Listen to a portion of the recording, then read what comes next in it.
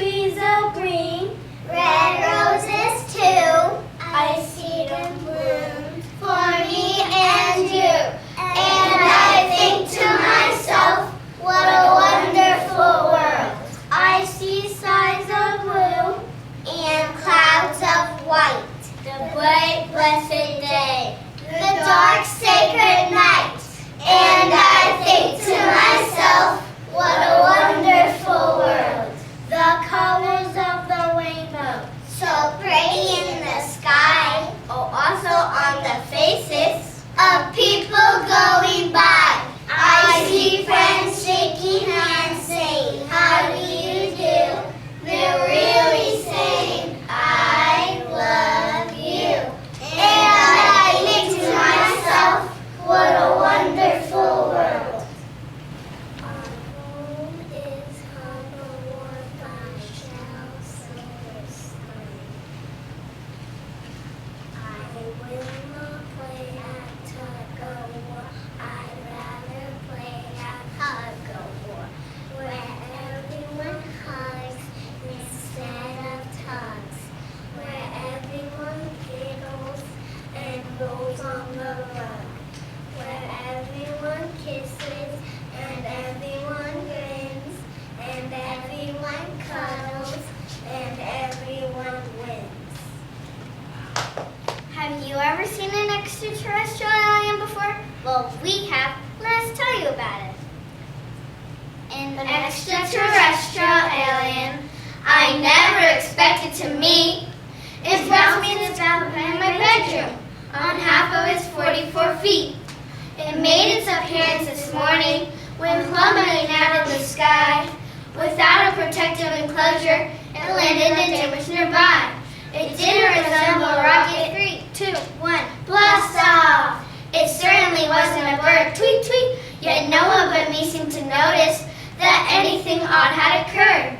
I couldn't contain my excitement and raced there uncommonly fast, delighted to see what burbled, then laughed as I panted and gasped. That extraterrestrial alien I never expected to find informs me it's coming to dinner. I hope my parents don't mind. Have you ever heard a secret that was so good you had to share it with someone else? What could possibly go wrong? Right? But what if you weren't supposed to share it with anyone? Well, chances are You'll never be trusted with a secret again. you can display the character trait trustworthiness by being a good friend when you Keep your word when you promise not to tell. I Had a Little Secret by Ken Nesbitt. I had a little secret and I told a friend of mine. I made her promise not to tell. I thought it would be fine. But then she told somebody else and they told someone too. Then each of them told others and it grew and grew and grew. Then someone posted it online. It blossomed like a spiral. The next thing that I knew, my secret went completely viral. It made the rounds on Instagram, YouTube, and Twitter too. It wasn't very long at all till everybody knew. So now my secret's everywhere for all the world to see. I'm guessing that's the last one that you'll ever share with me. Winged Stegosaurus by Ken Nesbitt. Meet the Stegosaurus wing. He doesn't have the biggest brain. He's long and heavy, wide and tall, but has a brain that's extra small. He's not the brightest dinosaur. He thinks that 1 plus 1 is 4. He can't remember up from down. He thinks the sky is chocolate brown. He wears his bow tie on his tail and likes to eat the Daily Mail. And when playing hide and seek, he tries to hide by covering his eyes. He thinks that black is really white. He's sure the sun comes out at night.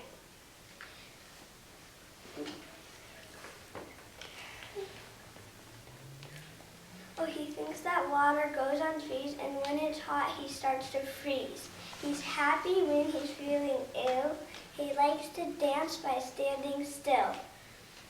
And when it's time to go to bed, he puts bananas on his head. He thinks his name is Bob, not Wayne, but that's what happens when your brain, although you're big and brave and spiny, is very, very, very tiny. Frog-alert, frog-alert.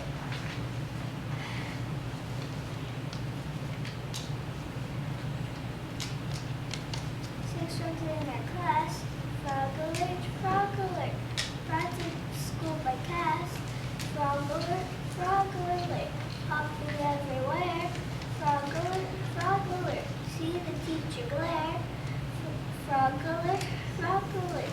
What a crazy day. Frog-alert, frog-alert. Hooray, hooray.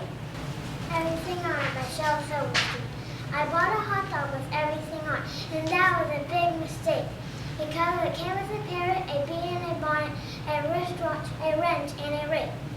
It came with a goldfish, a flag, and a fiddle, a frog, and a front porch swing, a mouse and a mask, and that's the last time I asked for a hot dog with everything. In the Cafeteria by Jack Pulaski. I was feeling sort of silly, so I took a bit of bread, directed it precisely at my buddy Benny's head. Who did that? Benny shouted as he shot out of his seat, flinging carrots at Carlotta, who then threw her peas at Pete. He took a small tomato edge and hurled it at Denise, who responded catapulting macaroni at Felice. Felice's Zane is perfect started coating me with beans. I believe that I'm learning what the fusion really means.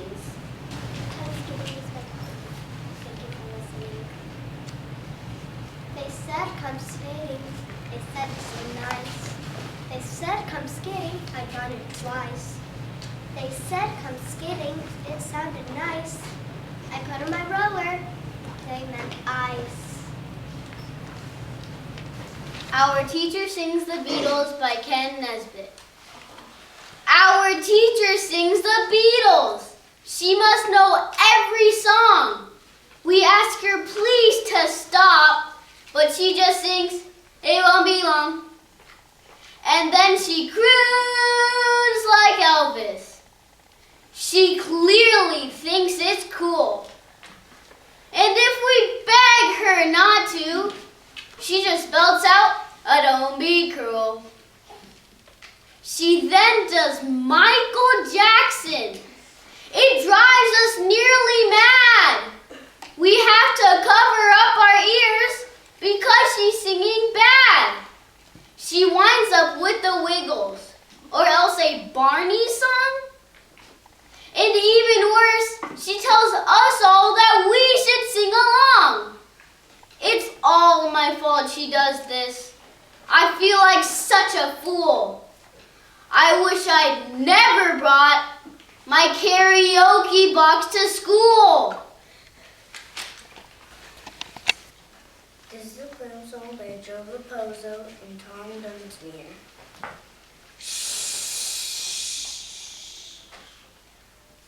Oh, there's nothing quite as quiet as a clam. No, there's nothing quite as quiet as a clam. I am one of life's true joys, 'cause I don't make any noise. There is nothing quite as quiet as a clam. Have you ever heard a clam go clink, clank, clunk? No, you've never heard a clam go clink, clank, clunk. And imagine your misfortune, just imagine your bad luck.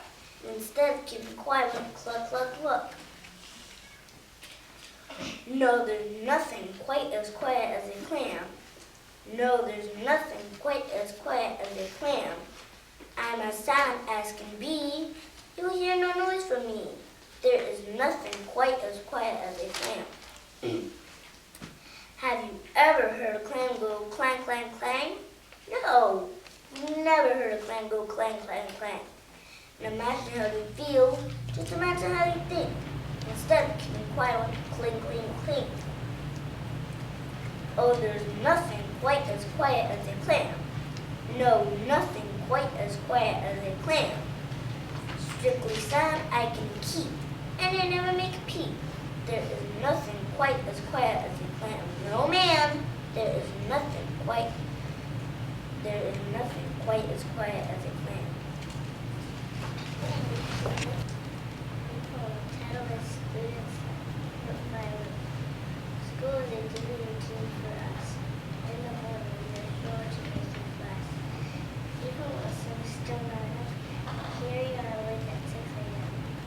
You feel that school is such a bore. You feel that school is such a chore.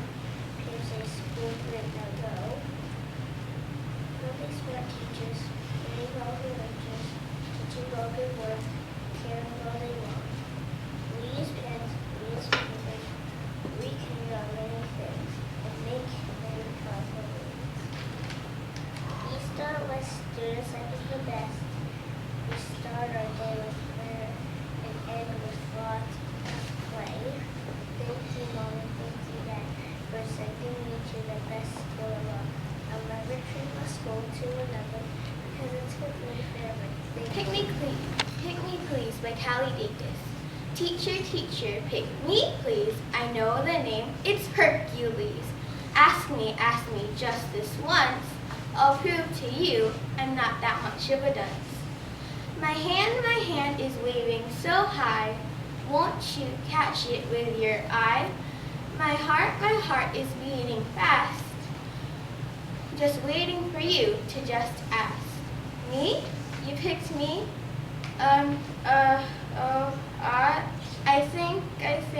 I just forgot.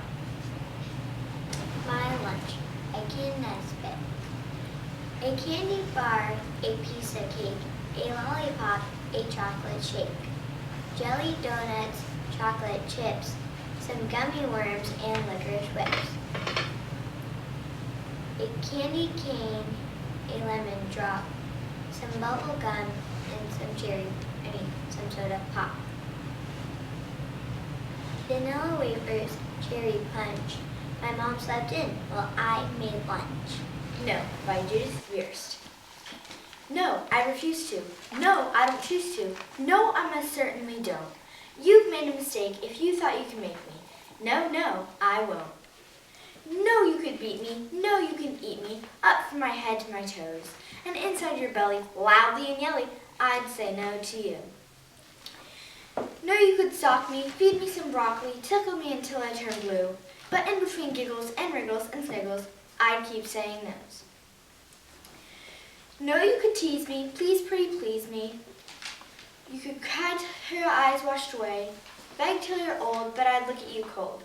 And oh, is what I'd say.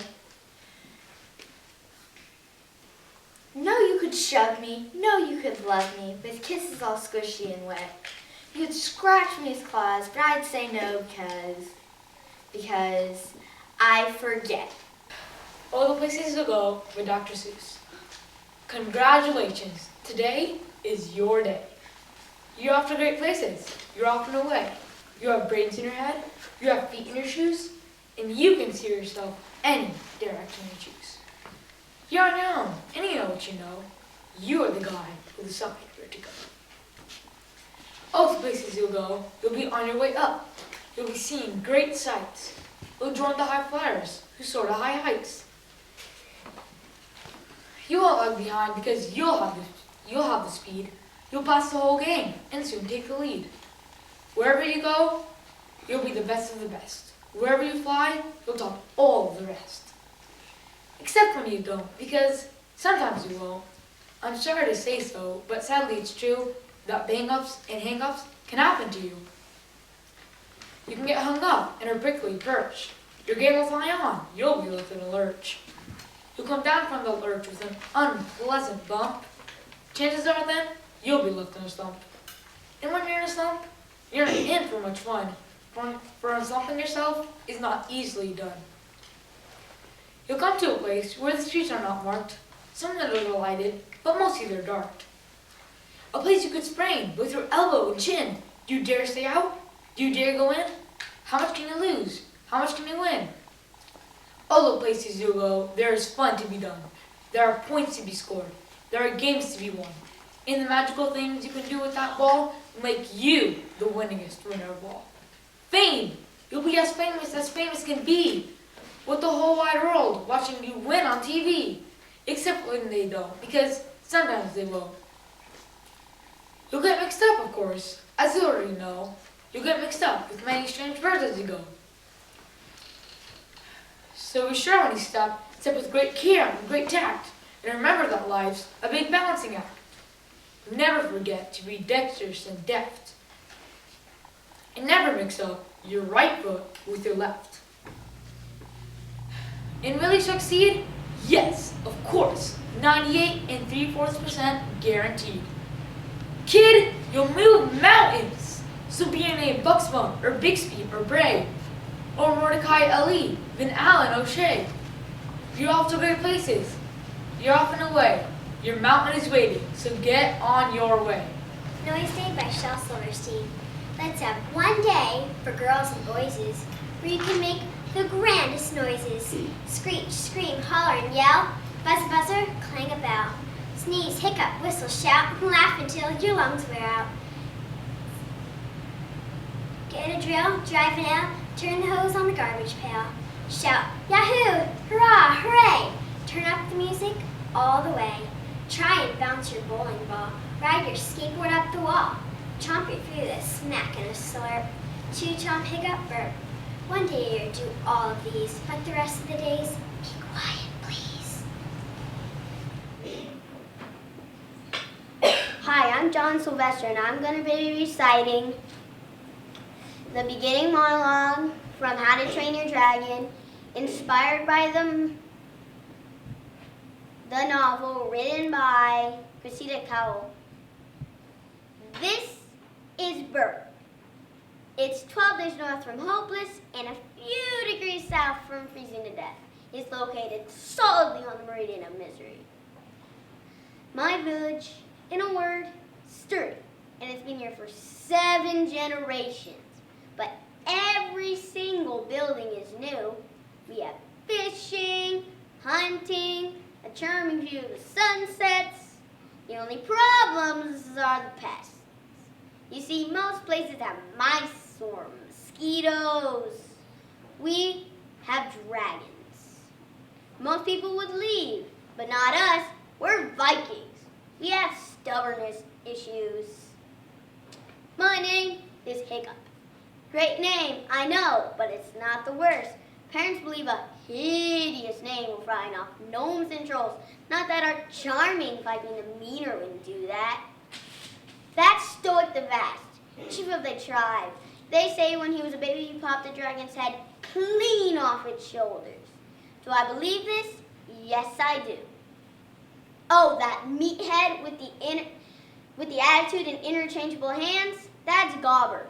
I've been his apprentice ever since I was little. Well, littler, you see. Old village, lots and lots of new houses. Oh, that's Fish Legs, Snotlap, the twins, Rough Nut and Tough Nut, and Astrid. Ugh! Their jobs are so much cooler. One day, I'll get out there, because killing a dragon is everything around here. An adderhead is sure to at least get me noticed. Broncos are tough. Taking down one of those will definitely get me good. A zibbleback, 2 heads, twice the status. And then there's the monstrous nightmare. Only the best Vikings go after those. They have this really bad habit of setting themselves on fire. But the ultimate prize is the dragon no one's ever seen. We call it the Night Fury. This thing never steals food, never shows itself, and never misses. No one's ever killed a Night Fury. That's why I'm going to be the first. Thank you. This poem is called Sick by Shel Silverstein. I cannot go to school today, said little Peggy Ann McKay. I have the measles and the mumps, a gash, a rash, and purple bumps. My mouth is wet, my throat is dry. I'm going blind in my right eye. My tonsils are as big as rocks. I've counted 16 chicken pox, and there's one more. That's 17. And don't you think my face looks green? My leg is cut. My eyes are blue. It might be instamatic flu. I cough and sneeze and gasp and choke. I'm sure that my left leg is broke. My hip hurts when I move my chin. My belly button's caving in. My back is wrenched. My ankle's sprained. My appendix pains each time it rains. My nose is cold. My toes are numb. I have a sliver in my thumb. My neck is stiff. My voice is weak. I hardly whisper when I speak. My tongue is filling up my mouth. I think my hair is falling out. My elbow's bent. My spine ain't straight. My temperature is 108. My brain is shrunk. I cannot hear. There is a hole inside my ear. I have a hangnail in my heart is... What? What's that?